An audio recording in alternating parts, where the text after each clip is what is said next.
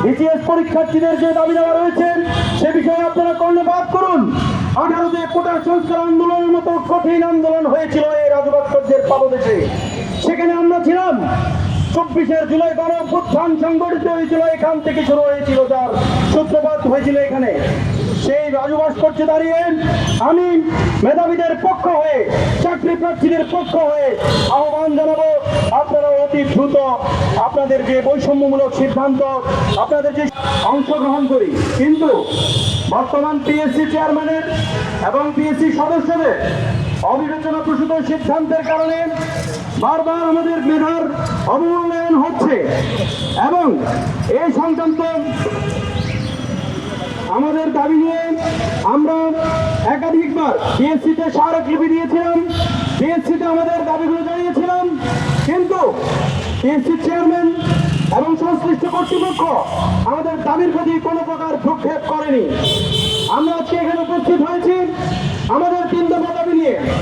অনতিবিলম্বে 45তম BCS পরীক্ষার্থীদেরকে repeat সংশোধন করে সম্পূরক ফলাফল প্রকাশ করতে হবে। যেহেতু এখন 44তম বিসিএস এর গেজেট প্রকাশিত হয়ে গেছেন, অতএব অনতিবিলম্বে রিপিট ক্যাডার বাদ দিয়ে সম্পূরক ফলাফল প্রকাশ করতেই হবে। এটি মেধাবীদের ন্যায্য দাবি, এটি মেধাবীদের যৌক্তিক দাবি। এ দাবি মানলে কারো কোনো ক্ষতি হবে না, শত শত মেধাবীর কর্মসংস্থান সৃষ্টি হবে। তাই আমি অনুরোধ করব, আহ্বান জানাবো বর্তমান পিএসসি চেয়ারম্যানকে, আপনি অতি দ্রুত মেধাবীদের যে আহ্বান, সে আহ্বানে সাড়া দিয়ে আপনি রিপিট সংশোধন করে সম্পূরক ফলাফল প্রকাশে মনোযোগী হবেন এবং একই সাথে আমাদের সার্কুলারে উল্লেখিত যে পদগুলো প্রত্যাহার করা হয়েছে সে পদগুলো ফিরিয়ে দিতে হবে। অনতিবিলম্বে 457টি পদ ফিরিয়ে দিয়ে নতুন করে রিচয়েস প্রদান করতে হবে। অন্যথায় আমরা মেধাবীরা 24 গণ অভ্যুত্থানে নেতৃত্ব দিয়েছিলাম, আমরা 18 কোটা সংস্কার আন্দোলন করেছিলাম, 1 জুলাই বিপ্লব হয়ে গেছে। এই বিসিএস কে কেন্দ্র করে মেধার প্রতিবন্ধনের শিকার হতে হতে মেধাবীরা বারংবার রাস্তায় নেমে তাদের দাবি উচ্চারিত করেছিল, কিন্তু এদেশের শাসক গোষ্ঠী বারবার মেধাবীদের প্রতি ভ্রুক্ষেপ করেনি, অবহেলা করেছিল তাদের দাবির প্রতি। সেজন্য তাদেরকে দেশ ছেড়ে পালাতে হয়েছিল।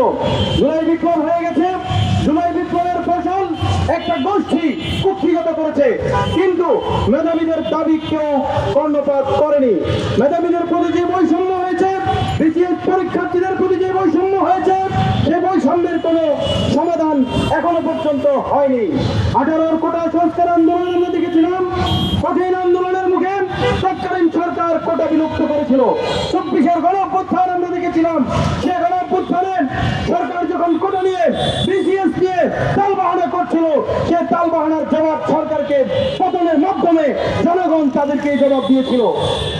একটি সরকার পতন হয়ে গেছে, বিসিএস নিয়ে এখনো তালবাহানা কমেনি, এখনো তালবাহানা বন্ধ হয়নি।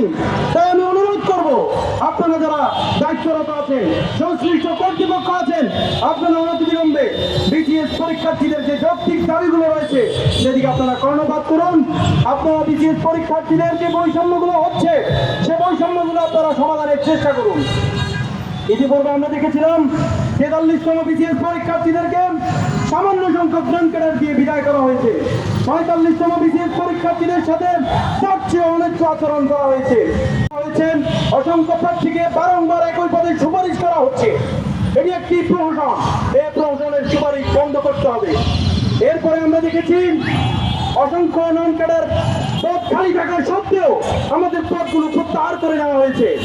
এরকম বৈষম্য, এরকম অবিচার, এরকম অনিশ্চয়তা নতুন বাংলাদেশে মেধাবীরা, চাকরি প্রার্থীরা মেনে নেবে না। আমি আহ্বান জানাবো, পরবর্তী বিসিএস গুলোতেও যেন কোনোভাবেই রিপিট সুপারিশ করা না হয়। এই বিষয়টি বর্তমান পিএসসি, জনপ্রশাসন এবং সংশ্লিষ্ট কর্তৃপক্ষ যদি খেয়াল করেন অবশ্যই এটি সমাধানযোগ্য। তাই আমি অনুরোধ করবো 45তম বিসিএস, 49তম বিসিএস এবং পরবর্তী যতগুলো বিসিএস রানিং রয়েছে প্রত্যেকটি বিসিএসে রিপিট যেন একটিও রিপিট না থাকে, এই বিষয়ে বর্তমান পিএসসি কে সজাগ দৃষ্টি রাখতে হবে। এবং একই সাথে বর্তমানে যে নন ক্যাডার বিধিমালা, সেই নন ক্যাডার বিধিমালা সংশোধন করে এমনভাবে নন ক্যাডার বিধি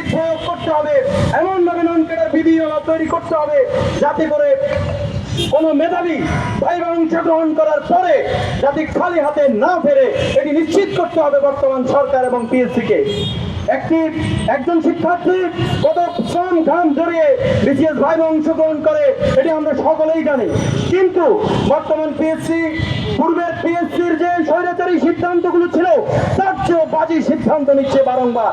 তাই আমি অনুরোধ করব বর্তমান পিএসসি কে, বর্তমান সরকারকে, আপনারা জনগণের ম্যান্ডেট নিয়ে এসেছেন, আপনারা জনগণের কাছে দায়বদ্ধ, আপনারা চেষ্টা করুন কিভাবে মেধাবীদের প্রতি বৈষম্য হ্রাস করা যায়।